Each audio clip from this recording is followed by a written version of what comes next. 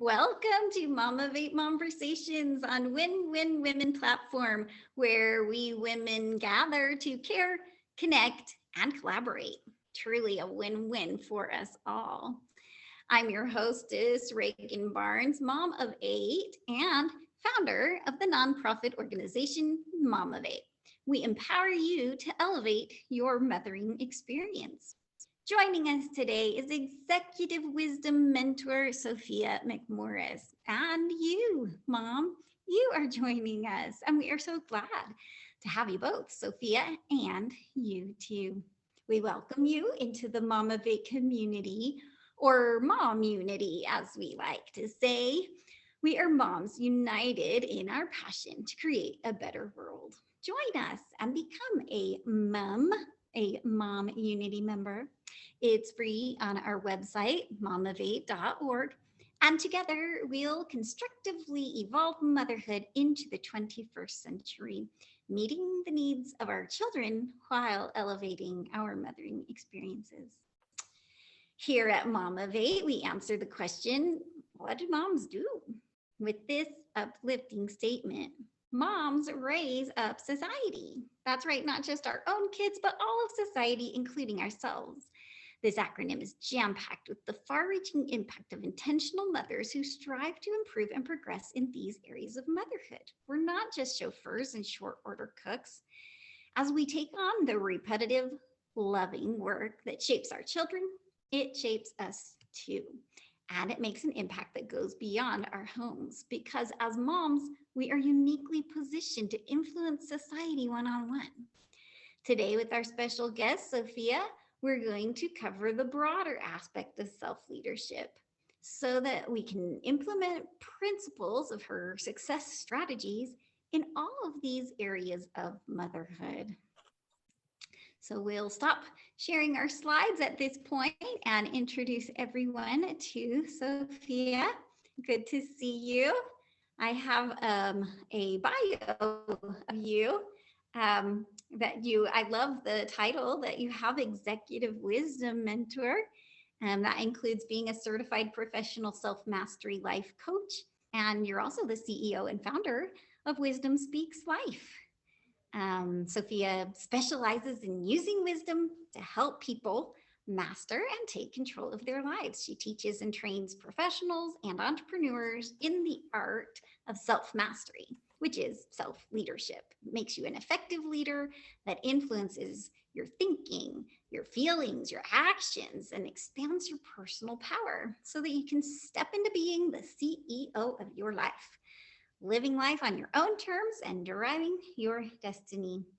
Her clients hire her to help them create and implement their one-page secret success strategy plan to expand their personal power for an integrated, harmonious, fulfilling life. She has a bachelor's degree in African American Studies and Political Science.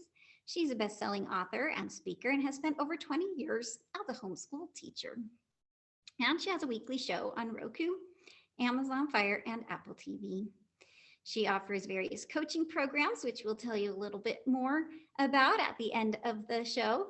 But we're going to turn the time over to Sopheia at this point to share her wisdom with us. Thank you so much for having me, Reagan. I appreciate it, and I am honored to be here with you all today. I'll start by sharing these words from Marianne Williamson. Our deepest fears is not that we're inadequate. Our deepest fears is that we are powerful beyond measure. It is our light, not our darkness, that most frightens us. We ask ourselves, who am I to be brilliant, gorgeous, talented, fabulous? Actually, who are you not to be? Today, we are talking about why self-compassion makes you a better self-leader. How we lead ourselves in life impacts how we lead those around us. And that's a quote by Michael Hyatt. Are you struggling to become a compassionate leader? It can be hard to be a compassionate mom when you are juggling so many things. It's easy to get overwhelmed. You're not alone. Moms often find themselves in difficult position, but with the right tools, you can move forward with confidence.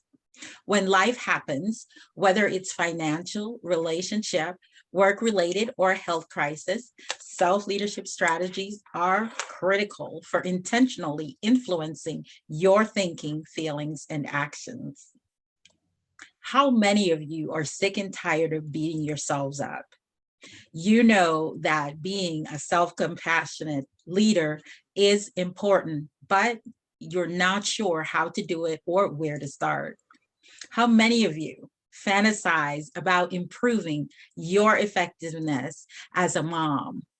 Imagine what it would feel like to increase your level of emotional intelligence, resilience, and being more compassionate towards yourself and others. How amazing would it feel to become a more effective leader who is compassionate? With self-leadership, you can achieve anything you want in life. Compassionate Compassionate leadership is the key to unlocking your potential as a mom and improving your life, both professionally and personally. With the right tools and techniques, you can learn how to develop self-compassion and use it to lead yourself and your home management through difficult times with grace and ease. Why is self-compassion so important?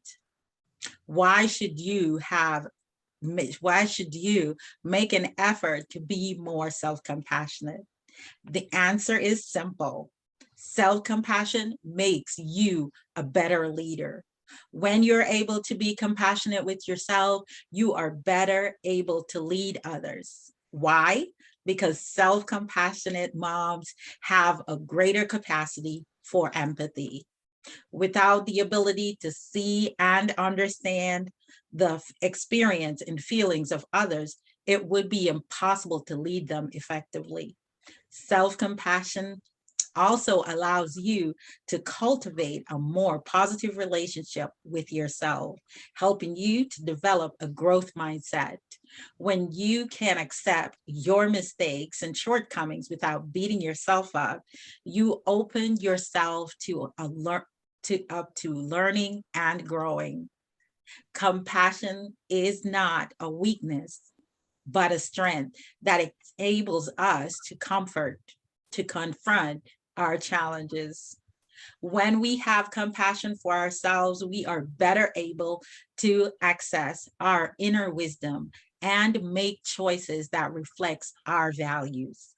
Moms who cultivate self-compassion are more effective in dealing with difficult situations, managing stress, and setting boundaries. They are also more likely to be able to inspire others with their vision and create harmony in home management. You'll learn why self-compassion makes you a better self-leader. One, emotional intelligence and self-compassion requires us to be self-aware. Two, growth mindset and self-compassion encourages our ability to learn and grow. And three, compassion towards others and ourselves helps us to be an effective leader. I want you to consider these questions. What do you want? Who do you need to be to have what you want? And what are you willing to do to achieve what you want? Think about this statement: who loses when you choose not to win in life? You'll learn why self-compassion makes you a better self-leader. Step number 1, emotional intelligence and self-compassion requires us to be self-aware. Emotional intelligence and self-compassion requires us to be aware of our emotions and to manage them in a way that is productive and helpful. It's central to leadership success because it allows you to control your emotion instead of your emotions controlling you.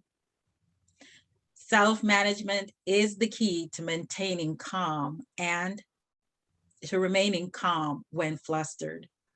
Emotional intelligence starts with self-compassion, drawing on the latest research in positive psychology, neuroscience, and self-leadership studies. Studies indicate that people who experience and exercise self-compassion have higher levels of emotional intelligence. When you are self-compassionate, you treat yourself with the same kindness and care and understanding that you would show to a good friend. This means accepting your own failings and weaknesses without judgment. It also means recognizing your strengths and resilience in the face of adversity. By extension, it means extending the same compassion to others. This allows you to create healthy relationships, build trust, and foster cooperation in home management. In short, emotional intelligence is essential for anyone who wants to be an effective leader, and self-compassion is the foundation upon which emotional intelligence is built. Build your capacity for self-compassion. In her book, Self-Compassion, The Proven Power of Being Kind to Yourself, Christine Neff writes, the self-compassion involves three core components: mindfulness, common humanity, and self-kindness. Here's how you can bring those elements into your life. Take 3 deep breaths, and with each breath, think 3 subsequent thoughts, each connected to one of the core element of self-compassion, mindfulness. Acknowledge, this is hard right now, or I'm feeling tense. Acknowledge what you're experiencing in the moment without judgment. This doesn't mean you have to like what you're feeling, but simply that you take note of it and accept it. Common humanity. I'm not alone. Other moms are facing similar challenges. Realize that you aren't the only one going through this, and that others have likely gone through something similar. This can help you feel less isolated and more connected. Self-kindness. May I be kind to myself as I face this challenge. Release the need to judge yourself harshly and extend compassion to yourself. Start by practicing it when you're not in a crisis. Commit to taking compassionate care of yourself on a regular basis by carving out time for things that to nurture your body, mind, and soul. Step number 2, having a growth mindset and self-compassion encourage our ability to learn and grow. Growth mindset is the belief that intelligence and ability can be developed with effort and practice.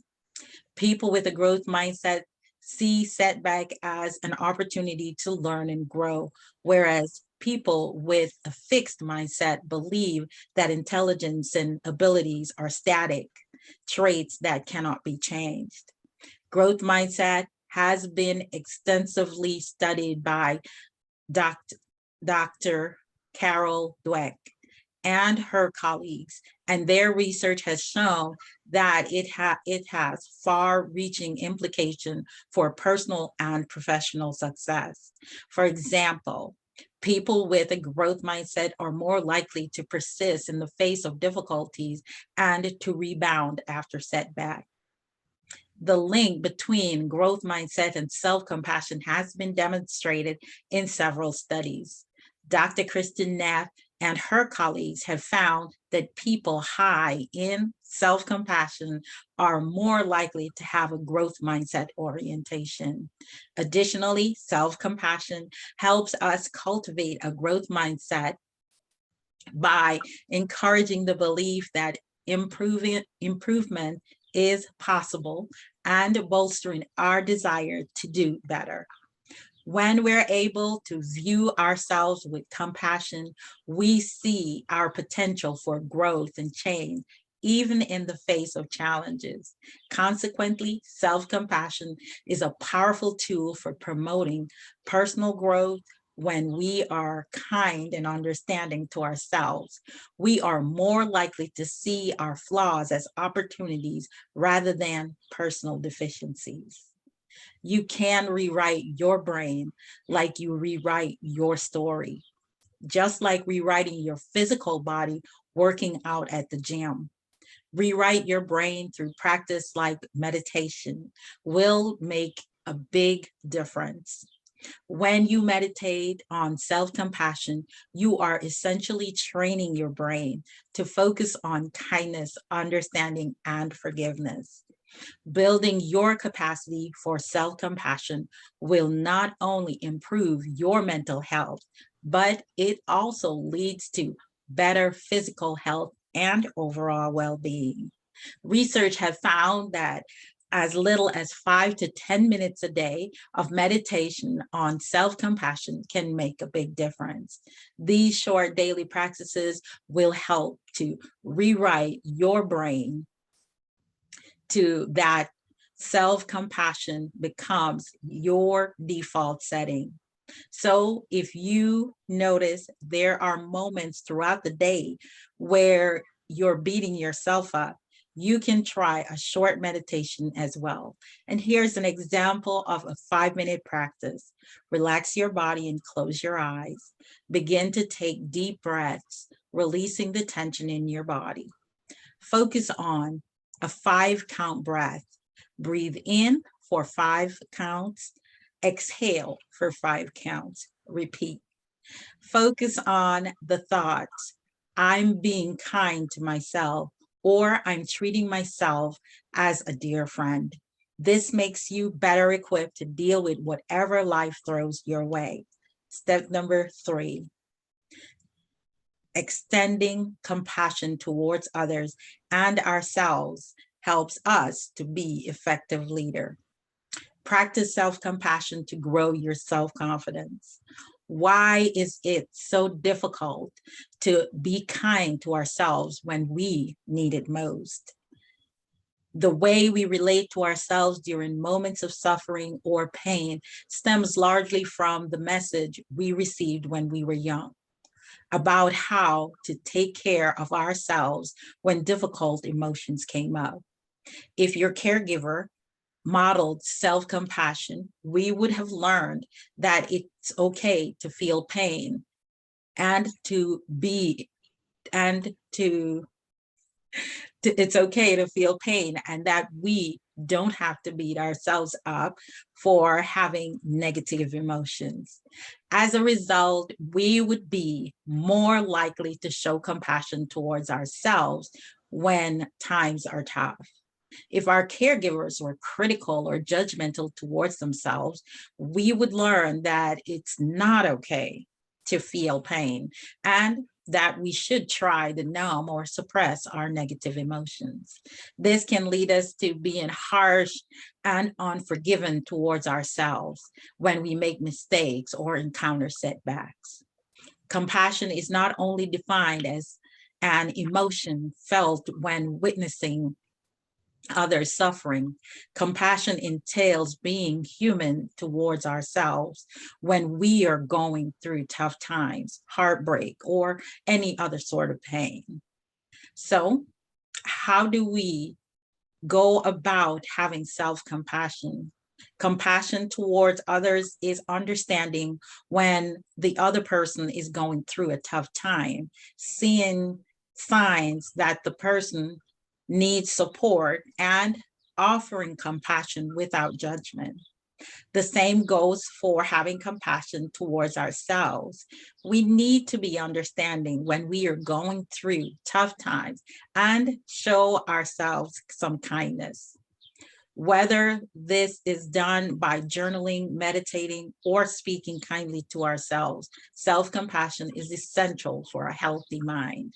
So extend the same compassion to yourself that you would to a friend. You deserve compassion just as much as they do. Here's a way to shift your mindset by writing a letter to yourself. Dear friend, I'm sorry that you're going through a tough time right now. I know it feels like everything is against you and that it's impossible to see a way out. But I promise you, there's hope. You are stronger than you realize, and you have the power to overcome this challenge. I want you to know that I'm here for you. I'll be your biggest supporter and cheerleader. I'll never give up on you, even when you feel like giving up on yourself. And I'll be honest with you too.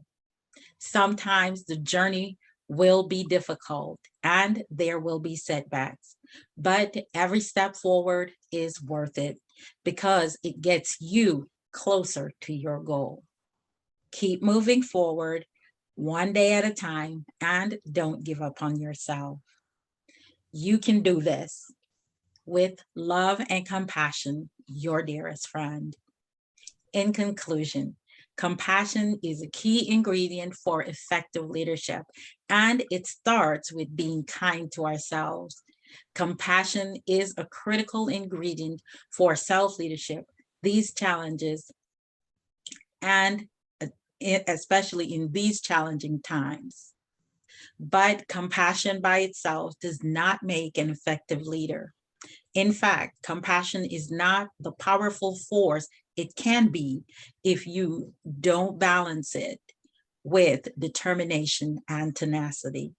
Compassionate leaders need to be able to show strength in the face of adversity and set aside their personal feelings in order to make tough decisions. They also need to have courage to stand up for what they believe in, even when it's unpopular. Only by combining all of these qualities can leaders hope to effectively navigate the challenges of our world today. Compassion must be at the core of their being, but it cannot be the only tool in their toolbox.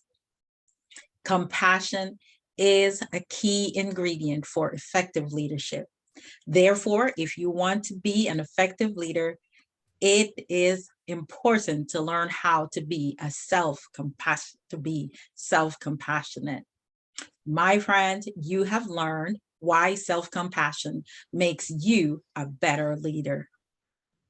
1, emotional intelligence and self-compassion requires us to be self-aware. 2, growth mindset and self-compassion encourages our ability to learn and grow.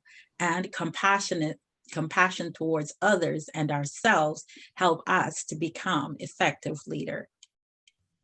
I hope you found this valuable. My goal is to help you see your potential and give you the tools you need so that you can finally achieve your goals and dreams, showing you how to take control of any situation by recognizing that you can create the life you want. Trust in the superpower that we all have, love. Make your choices from love and not fear. Thank you. Oh, that was beautiful. I'm so grateful for everything that you prepared to share with us. You had excellent quotes and you were able to lead us through several situations where compassion can be built. I really appreciated the breathing exercise and the letter that you had us write to ourselves, you know? So thank you so much for all of the preparation that you put into that presentation. Can I ask if you have a personal story to share of your own breakthrough into self-compassion? Yes, I do. For me, well, one day for a long time, I struggled with my weight. And so I went through that whole journey of, trying different things and wanting to figure out my way through and was not able to. And so after so many years of the struggle, I decided I would get like weight loss surgery. And then I waited 6 months for a surgery date. I didn't get one and I was disheartened. So I sat down to meditate. And that was when I experienced what I call my breakthrough light bulb moment.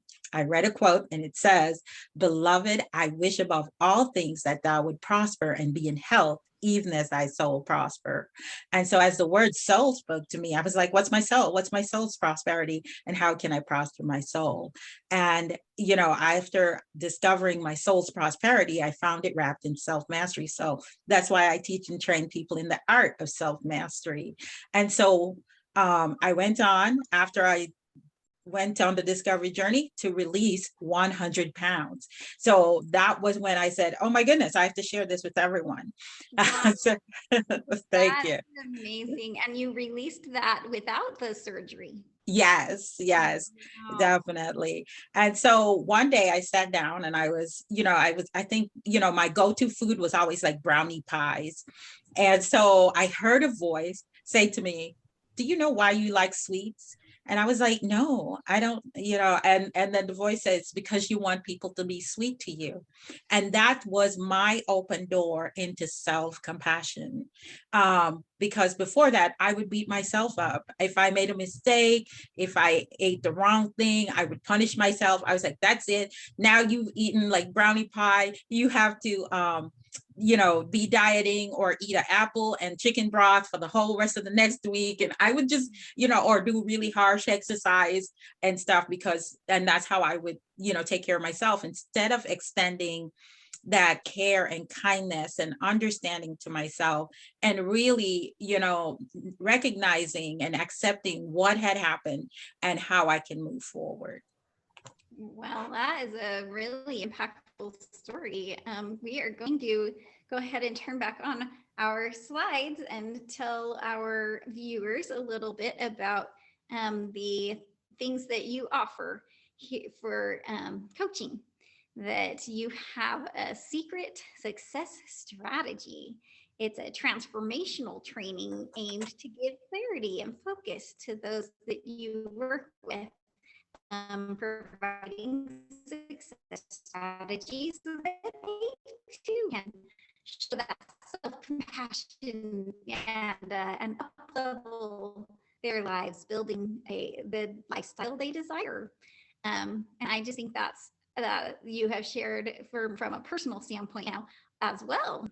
The transformation and the traits that your clients acquire as they work with you will just serve them even beyond their coaching time with you.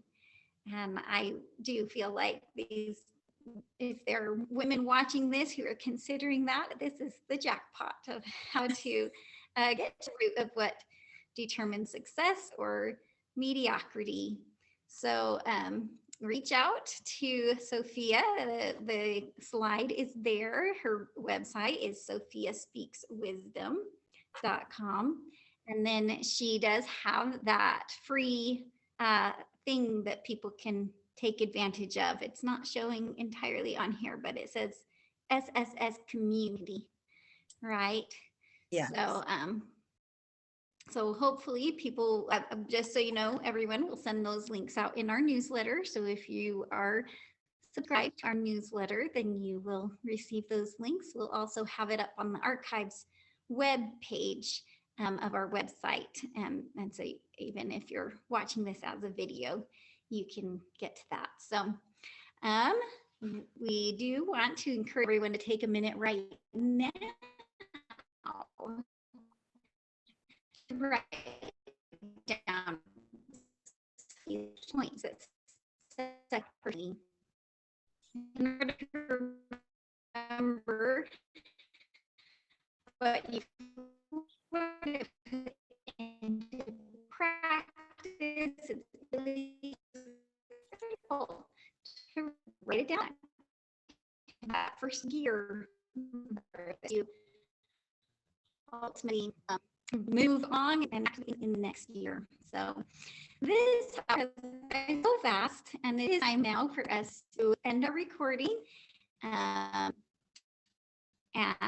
start interaction with our viewers. So if you've watched this as a recording, thank you for watching, and be sure to catch our live show every Saturday at 3 p.m. Pacific time so you can participate in recording. We want to include you in the discussion. We connect.